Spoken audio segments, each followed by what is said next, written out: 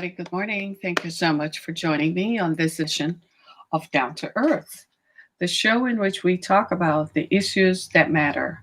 And today on our show, we're going to talk about today being Sunday. It's Sunday, so it's Sunday morning.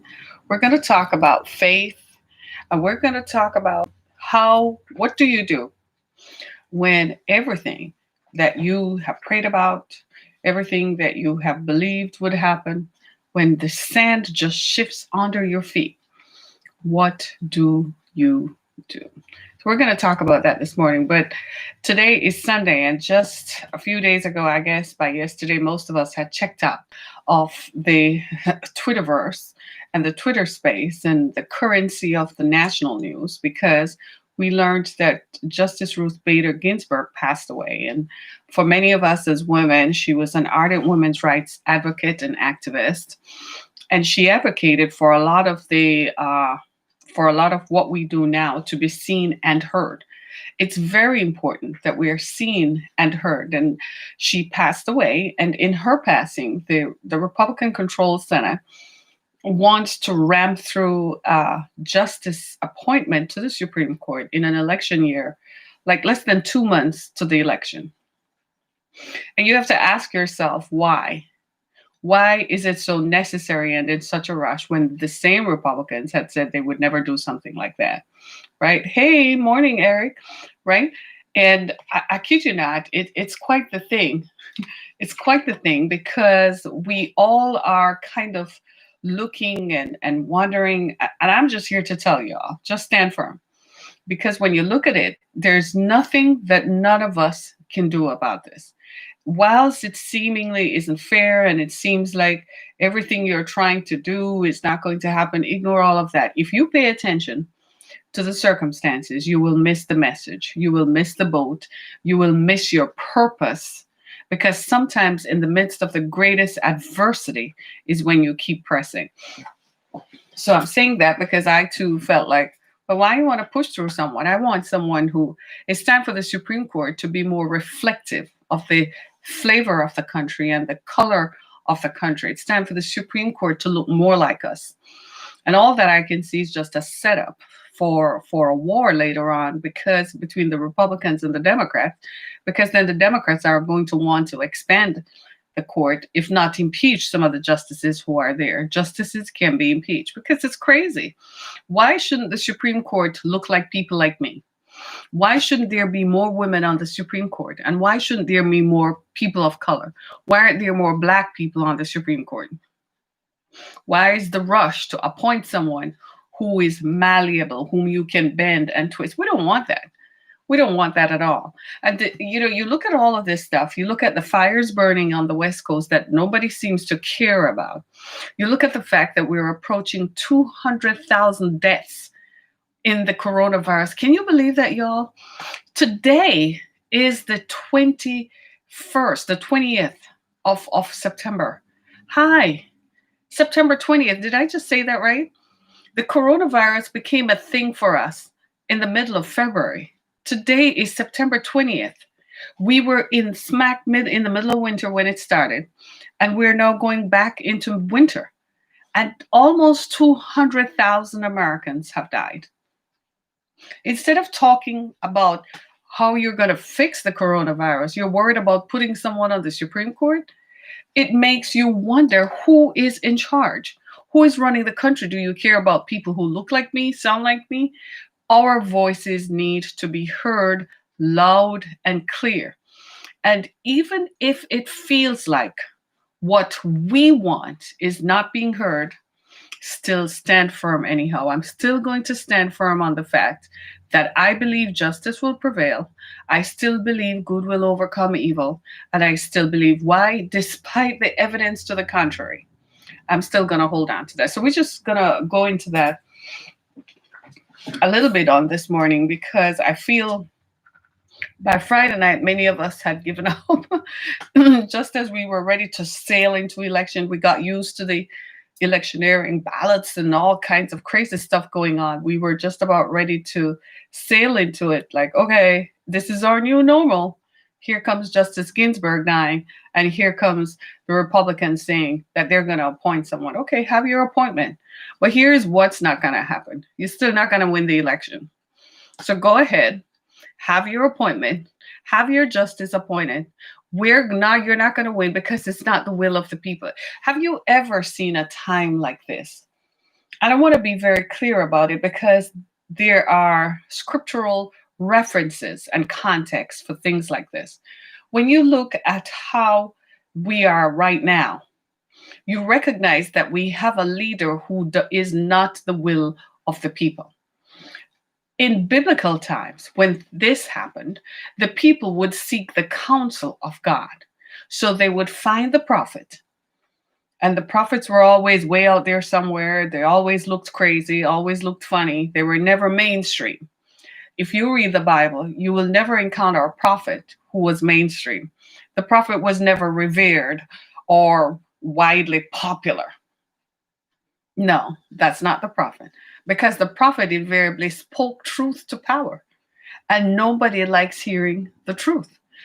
So they knew where to find the prophet. That's always that crazy person who is on the fringe, that person who just doesn't conform to societal trends, who does things the very opposite of what the society wants. Isn't that the truth, Eric? Come on, you hearing me? I'm feeling me on this. If you read the Bible, if you have read the Bible, I don't know, because so many people today have left the scriptures for that very reason, that nothing that current modern day preachers do look like what biblical preachers did. They don't even look like what people who lived 50 years ago did. If you think about the sacrifices, right? Right? If you think about the sacrifices, thank you. I appreciate that. If you think about the sacrifices, and ask them to subscribe while they're at it. Thank you so much. Right? If you think about the sacrifices that Martin Luther King and preachers of his ilk and time made to preach the gospel, despite not having anything, they had to rely on the people. And today's modern preachers, first of all, they ain't showing up if they're not showing up in a jet. They're not going to show up if they don't have specific kinds of bottled water to drink. And they're not going to show up if they don't have 10 people walking in an entourage behind them, looking nothing like what people then had to do. So, in scriptural times, when the people wanted to know what to do, when they had an out of control leader or a leader who does not represent the will of the people, and everything was going crazy, what did the people do? They went to look for the prophet. Now, what are we experiencing today? We're no different than the children of Israel. Are we? Not at all. Because right now, we have one side of the country burning to bits. The air on the West Coast is so bad that it is dangerous for you to breathe. You know what that also is? It contributes to what? You know what it contributes to? Lung infections. And the coronavirus is a lung infection. There is nothing that the government is doing to stop the wildfires. In another administration, they used to transport water out of the sea and just dump it on.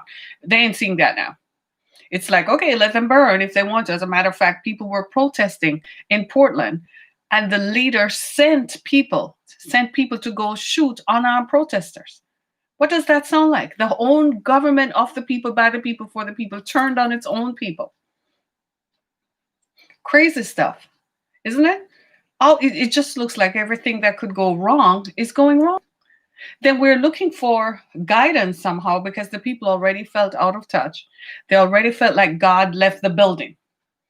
He was not inhabiting the spaces of worship because people walked in on a Sunday with issues and walked right back out feeling worse, because on between Sunday morning after they're finished preaching and Sunday morning after then the preacher is done, as soon as he stepped out of the pulpit, he dropped his pants anywhere he felt like it. He did whatever he felt like. The preacher looked more like the society. In an effort to conform, we lost the space that God had created for us to be. We were supposed to be out there. We were supposed to be warning the people and telling the people that this would come. But we weren't on our watch. We were too busy spending time on our knees before man. We were too busy shopping, too busy pursuing everything else but the word of God. And I'm not one of those folks who like to come and pontificate and preach fire and brimstone, because then you have those preachers too. The ones who scare everybody, the ones who preach, all they preach is fire and brimstone. And if you so much as smile, God hates you. If you dare to go get yourself together, go lose weight and go work out in a gym and put yourself together, God hates you. Don't have fun, God hates you. If you go to the movies, God hates you. You can live in the world but not be like the world. You can do that. It's your integrity that counts. It is you, the person who makes at your intersection of your humanity and divinity. God meets you right there, and you just lay it out and say, you know, Lord, I can't just live here and not go to the movies. I want to see the movies. I do want to go on vacation.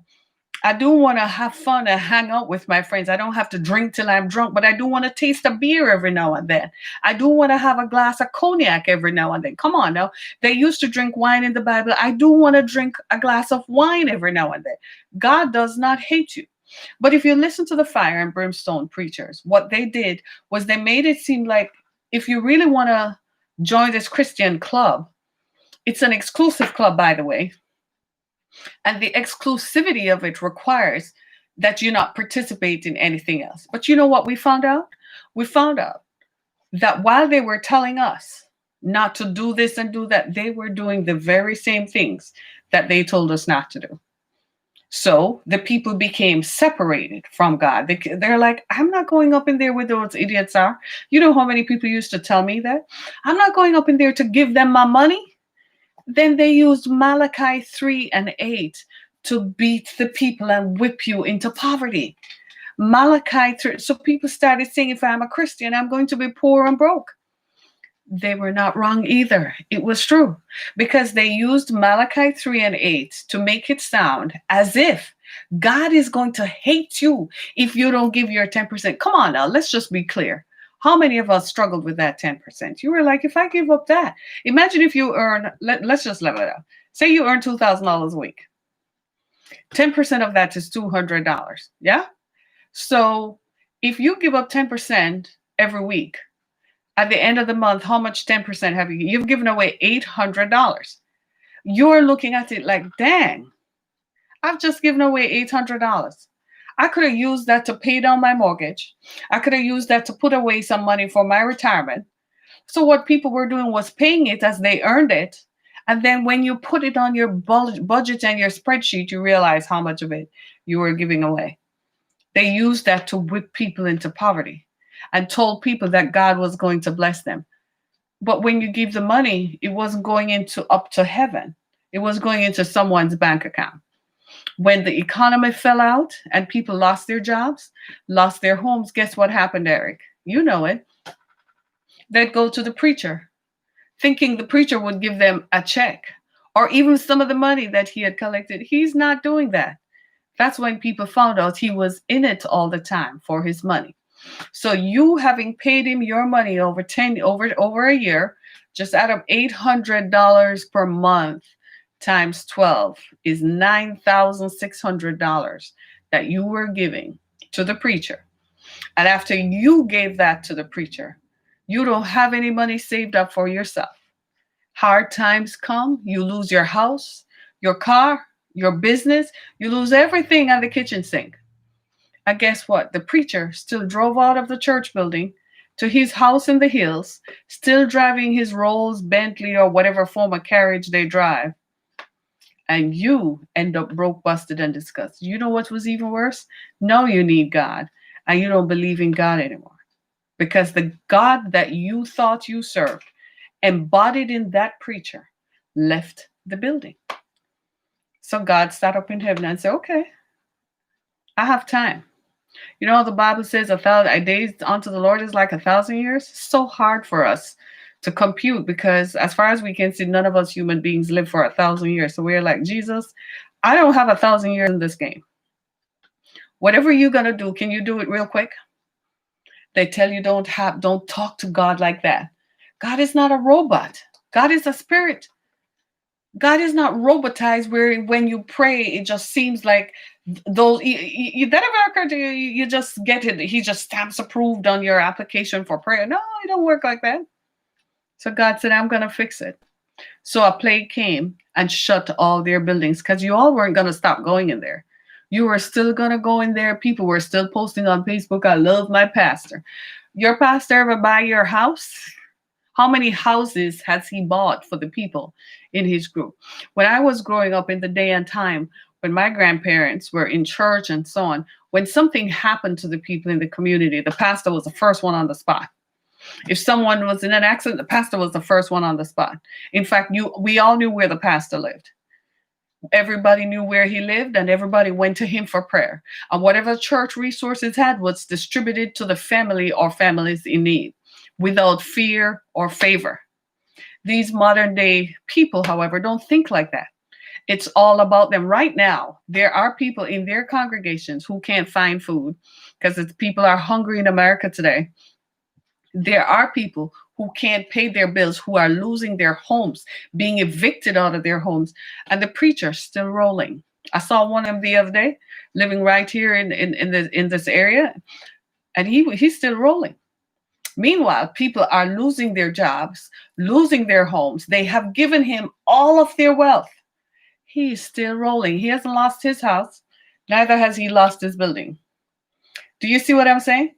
So when you look at it, you have to ask yourself, my viewer, Eric Williams, thank you for joining us, is saying that love is what is missing. You're right. The love of God that was shed abroad for all men is missing. When you look at all these things, you have to ask yourself, so what happened now, Harriet? Well, have you prayed lately?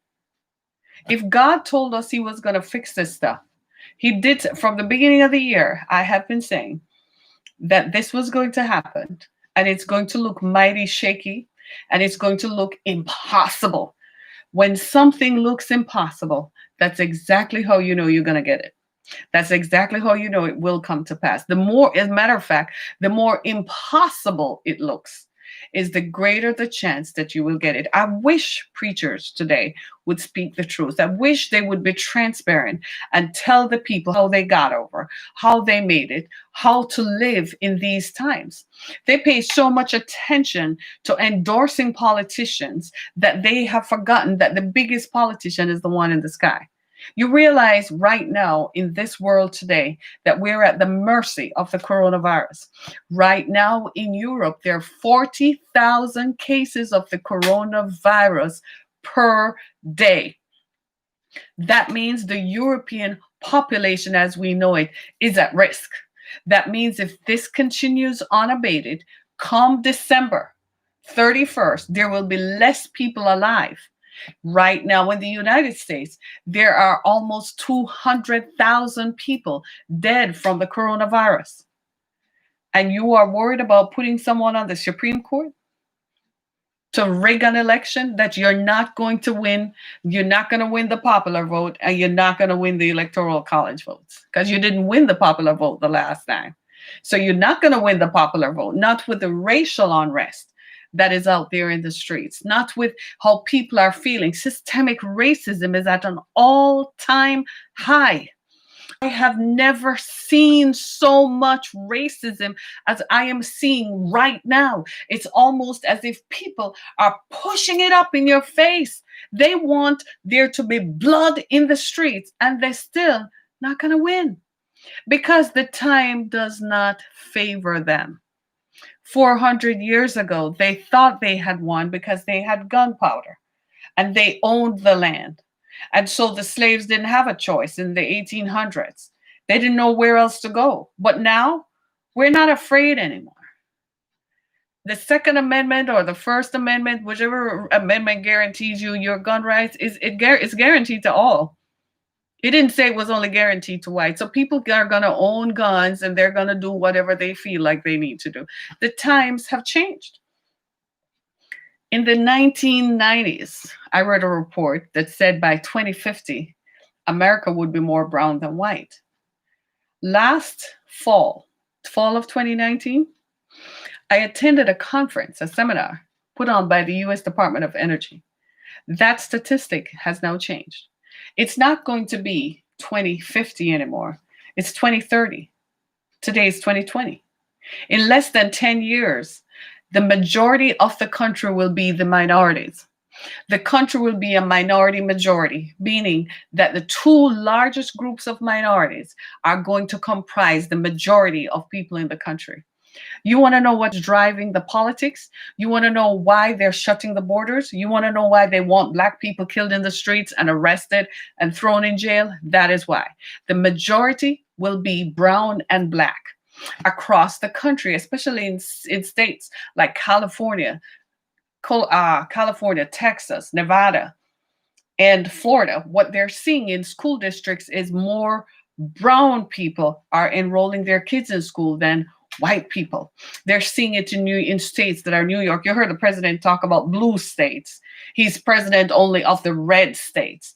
That's calling for civil war. That's calling for the blue states to secede from the union. That is outright war. So what do? We're going to have to stand on the word and believe God that he created these United States and that there won't be a secession of the United States. We're going to have to stand on that and believe it in spite of. And those of us who have experienced systemic racism, I'm encouraging you all to stand firm, stand your ground, and stand up. Stand firm. Do not bend. Do not give in, because we must erase it. Because listen to this. Systemic racism is what is the problem. White supremacy and the ideology of white supremacy that whites are superior. Therefore, they create structured racism. That is what caused the coronavirus to hit black people, because black people live here, white people live there. That's structured racism. There are only so many black people who are supposed to be on a job. That's structured racism. It's systemic because it is wide in its application. It doesn't just happen in Michigan. It happens in California. It happens everywhere. And it is so embedded in how the country operates. It's systemic, right? When you look at that, the only way to make it equal for all who live here is the uprooting and the eradication of systemic racism. What's happening is that people don't like that conversation. They don't want to have that conversation. But that's a conversation that must happen. That's a conversation that it's beyond a conversation now, conversing now, because George Floyd was killed. Daniel Perdue was killed when they pressed on his knee. They would never do that to a white man. You know how many white people come in contact with the police all day, every day? They don't get killed. They don't get killed by police officers. The police establishment knows that white supremacy has infiltrated the ranks of the police force. They know that the Ku Klux Klan is in the police force. Right now, while you and I are sleeping in our sleep and are thinking all is well, they're planning for an election debacle where blood will flow. We ought not to sit back and think it's comfortable. We ought to stand firm. They're going to do everything in their power to maintain what they consider the status quo that is good for them. If you're not careful, if after the election, they might create reservations and say all black people need to go over there and live, and create laws that eradicate your ownership of property and eradicate your ownership of anything and put us all to live in one place. When these things start happening, the people would go to the prophet and they would say, what do we do? Where do we go? Well, where's the prophet today? The prophets are living in the same place where white supremacy lives. So that removes them. The prophets are saying the same thing. Well, see now, the prophets take the middle ground. The prophets don't say, well, let me go inquire of God and see what it is that the Lord will have us do. The prophets don't say, well, we shouldn't have mixed with that. No, they're not saying that today. In fact, you can't find them. But you might just find them on YouTube and Facebook jumping tough and tell you turn around 3 times and high five your neighbor and everything will be all right. If that is what you want to hear, there's plenty of that. The space, the social media space is littered with that. But that's not what is to be said today. There comes a point in every one of our walks that you have to fight for what you believe. You have to stand firm. Sometimes fighting is not taking up arms, but is standing firm in what you believe. Is making sure that your voice is heard. In this democracy, one of the best ways to make your voice heard is voting. Then you do that. You don't sit back and say, well, I'm not going to do that like what happened in 2016. No, you make sure that you go and you take care of that because that's the business at hand. You make sure that you help others. You make sure that you show up and go to work if you have to, and make sure that you keep your house. You don't give people 10% of your money and then you don't have any money to run your house. I remember years ago, I was a minister at a local church here in the city, and they knew that I was not tithing. So they came to me. And I said, I don't believe in that. I said, I'm a single parent. I have two children. I didn't own my home then because I was divorced, right? You lose everything in a divorce. I said, I have to take care of my children. And I have to buy food every day of the week. And I have to buy gas. And they go to school, so they always need something. So my 10% of my salary, which was a sizable contribution at the time, was about 10% every week, would have been about $1,100 or $140. I think it was $140. $140 for me is buying gas for the week and making sure that they had the money that they would need. I'm like, I can't do that. If I do that, then I won't be able to pay my rent and I won't be able to pay my car note. And if I can't do that, how are my children going to live? You know what was the gentleman's response, the minister's response? He said, well, find a way to make it. I said, no. I said, who are you to tell me how to live? I said, you got to be kidding me. I said, what is this, a dictatorship? I said, you realize that I come in here voluntarily. So you don't own me. And I'm not here because you own me, so I'm tethered to you. So they don't like when you think like that. But I had to say, but didn't Jesus say he came to set the captive free? So how come you're doing the same thing that Jesus said he eradicated? In much the same way that they preached this gospel of Malachi 3 and 8 in the Old Testament, and they never preached the part of the New Testament that says, give as you ought to give. They never preached that part of the New Testament. You know why? Because it's not conducive to their own ends. It's the same thing now. They rendered themselves irrelevant to what the conversation is today. The conversation today is freedom. The conversation today is the eradication of systemic racism. God gave them enough time from the year 2000 began to recognize that there was a shift in the atmosphere, that things were shifting. That's not what they preached. When they're singing songs about a shift in the atmosphere, they wanted you to believe that if you gave money, you were suddenly going to be wealthy. That if you gave them your 10%, all of a sudden, miraculously, money was just going to appear in your bank account and you suddenly were going to be wealthy. No, that's not how wealth works anyway. You and I know that. But we wanted to believe what they said because then it would overturn the system that we knew was set up against us. See, they never preached against these ills in society, how much more aware we should be that the society was not structured to empower us politically or economically. The society was always built to keep us down. If they had been doing that for the last 50 years, it would have changed slowly and irrevocably. What is happening now is that everything is coming to a bump because people are tired. Today's young generation, Generation Z, and millennials are tired because they watched us, their parents, and their grandparents fight the same things, and they are unwilling to fight it. They're just like, I'm not going there. Do you believe what I'm saying? So now here we come to this point, unprepared for this stuff that is in front of us, totally unprepared for it. And we are like, then where did God go? God stayed in the same place. We were too lazy. We never wanted to read for ourselves. We never wanted to pray for ourselves.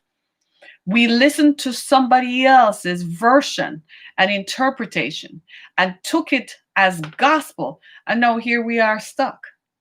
No, here we are. We can't even find a prophet. No, here we are. We can't even find God for ourselves.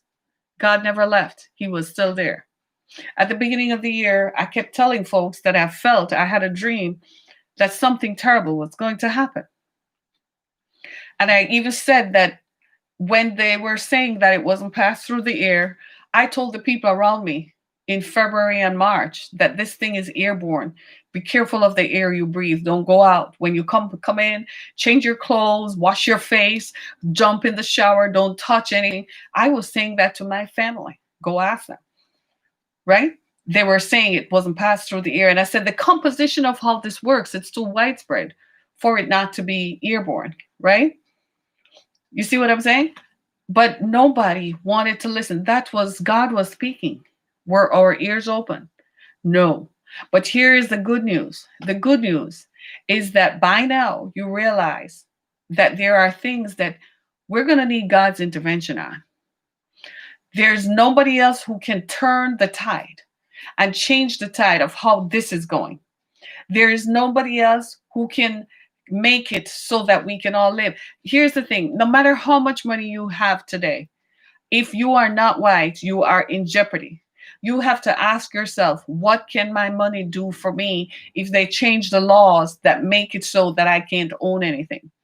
You have to ask yourself, because you don't know. Do you know? Are you part of the conversations that are taking place in halls and corridors of power? Make no mistake about it. They're watching the political landscape, they're watching the social landscape, and they're thinking that people are too empowered. They're thinking people have too much available to them. So they're going to try to restrict people's freedoms in the next election cycle if they win. And here you are, sitting here wondering what happened. I'm not wondering anymore. I know. And I am confident of this one thing. I'm going to stand firm in what I believe. I'm going to stand firm that good will overcome evil. I'm going to stand firm that no matter how they shift and shake the tide, that it is going to work together for our good, because it has to. We need the United States. We need the United States to be united. We need good people running the country. We need people who have a heart for the people who live here. And we need people to recognize that you can't continue to ram systemic racism down our throats and we're just going to stand here like nothing happened. I'm a human being. I'm not part of a human being. I'm not a one drop rule. I'm not 2% of anything. I am a full-fledged human being. And as such, I deserve to be treated with the same dignity that you treat anybody else. Something has got to shift. And the shift is taking place, but you've got to stand firm. You've got to stand firm in what you believe, nonetheless. Even if you can't find a prophet today who is going to come and tell you that it's going to change, because we don't have prophets anymore, because they ostracize them, they vilify them. I'm going to tell you a story that's probably going to make you laugh, but some of you might recognize this. A few years ago, I think it might have been 2007, I was in a church and a prophet came. They didn't like her. They still don't like her. Nobody is perfect. We talk about how people at the intersection of your humanity and your divinity is how God uses people. And they never liked her. They talked about her, especially men, talked bad about her. Men, some men, I don't know what's wrong with y'all. I don't understand how you can hate women but still be with women. But you hate women who are powerful, and you hate women who are smart, and you hate ambitious women. Why? You need to examine that. Why do you feel that you must always be in control of women? You need to examine yourself. And this woman came through and she went to the pastor of the church and she said, that is the prophet pointing at me that God has called to you. That is the prophet who should be at your side. Listen to her because God speaks to her. She couldn't have done a worse thing. It's like she opened up a can of worms. It's like setting a whole group of people on me. It's like suddenly I was walking around with a big A on my back that said assault. The end result, I had to leave that fellowship.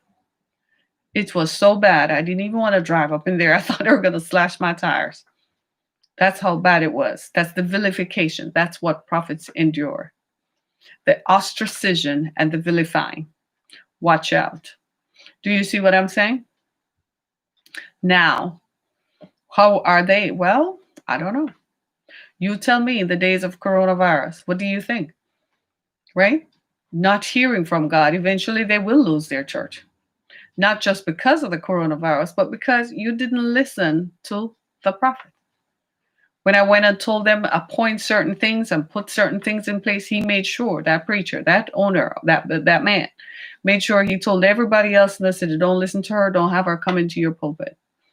None of them don't have pulpits anymore.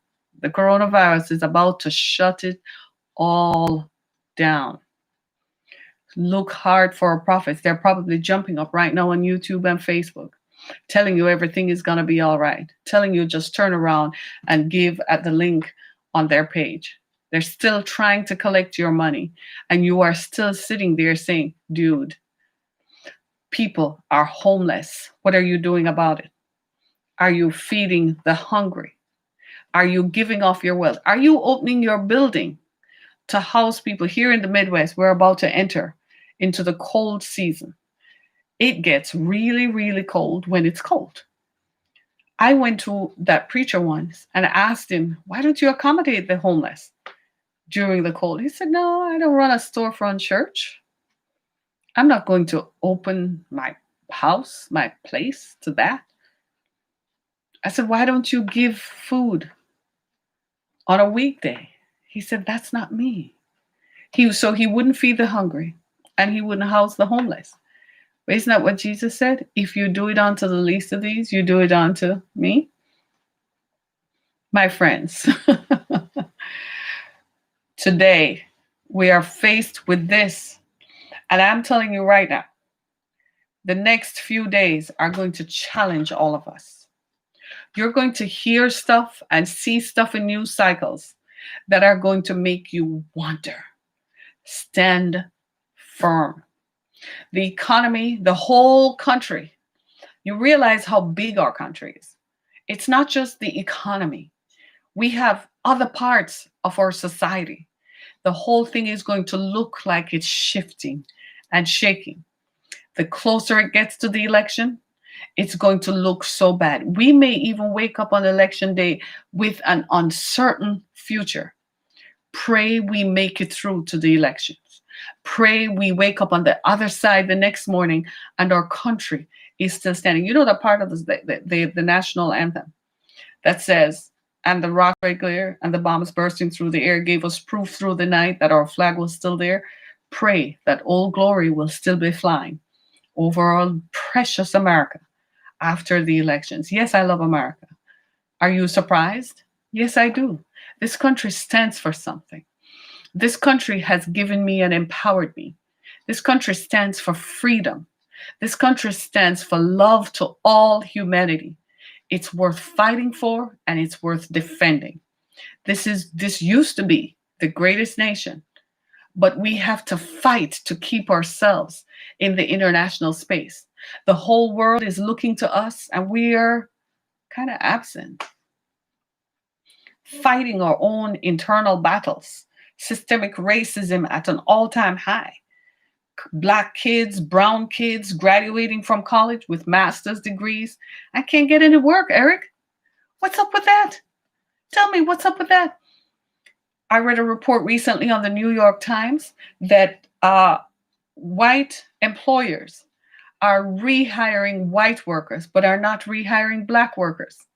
The person who wrote the report had to say, I have to accept that employers are acting on their own biases.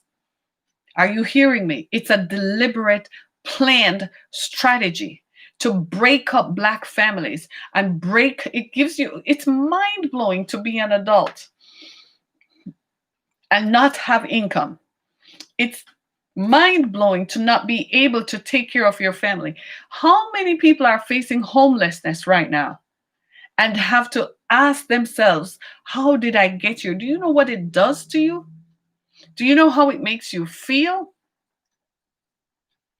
That's what is at stake. We have to. And it doesn't make sense we ask people, do better stuff. It seems like it's falling on deaf ears.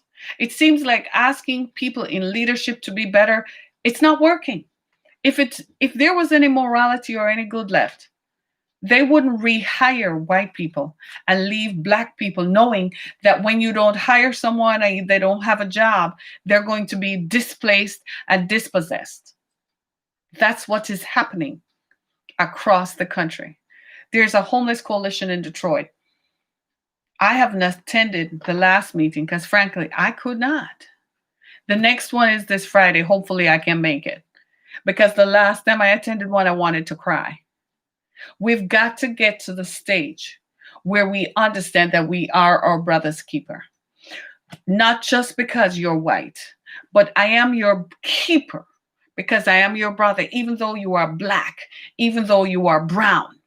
I have to. My friends, this has got to come back to center. This, yes, you're right. This has to come back to center. This has to come back to normalcy. The road to it is not going to be paved with good things. If we examine our history, we didn't really get here overnight. We didn't really become this great nation just because we sat up on a thing and played a harp and sang a song. No, we didn't. We had to fight for it. The battle today might not be on a physical battlefield. The battle is taking place right here. We're at war with ourselves, jostling with our morality, jostling with our humanity, that we have to do better and that we can do better and that doing better, though we feel that we have some past ancient ties that we think we should honor what our grandparents said, as racist as they were, we recognize that that's not true today, that is not conducive today to the society that we live in. And we are wrestling with ourselves. We are fighting with ourselves about how we're going to get out of this. Something is going to happen that is going to make us realize that we are each other's keeper, that we are going to have to come together, that we are stronger when our hearts are knitted together, when we black and white and brown and red and green and every color of the rainbow, we are American, and we hold each other and we say, let these truths hold us. Let this be our song, that we are our brother's keeper and that we depend on one another. We've got to come together, America. We are losing it. We've got to fight for this great nation. Otherwise, we will lose the very things that make us and contribute to our good. We've got to come together. Don't fail this next one. It's coming. It's coming. This next one is coming. And it is going to be the big one. And it is going to shake us. And we're going to wonder. And we're going to turn and look at one another and realize that if there's one person you can trust, is the person who is the American. And that's when we're going to change. Thank you so much for joining me on this edition of Down to Earth. Go to my page, harrietkemmick.com, as well as visit my pages on Apple, Spotify, and Google Podcasts. Thank you to my viewers here, Eric Williams, who paid such a great and tremendous contribution this morning. Thank you so much. Be blessed, everybody. Eric, what a day. Don't you think? What a day. The stuff we're seeing. Blog Talk Radio. You know, people are threatened when their power can be taken. Humility is needed. God has blessed and increased you because your heart is right. Wow. Oh, but look at that. It's part of the process. Even when you look to fund your business, we are being blocked out. We need to, yes, we need to come together and form cooperatives. Yes, I'm all for it. I'm all for it. It's amazing, isn't it? See, like how we are sharing together? We never met, but our hearts, I have to believe that our hearts are knitted together. The commonality of our struggle has made us one. That is the place that we're going to have to get to as a nation, to understand that the commonality of our struggle is what makes us great, because unity is our strength. Isn't that what we're called? The United States? We're not called Idaho, Iowa, Michigan, Florida. No, we're not called that. We're called what? The United. Unity is our strength. And until we remember that, until we remember it ain't about Republican, it ain't about Democrat, it ain't about blue state, red state. It's about the United States. We, the people, have to remember that. And we, the people, have to come together and remember that. Thank you for spending part of my Sunday morning. You know what I miss more than anything else? Today's Sunday.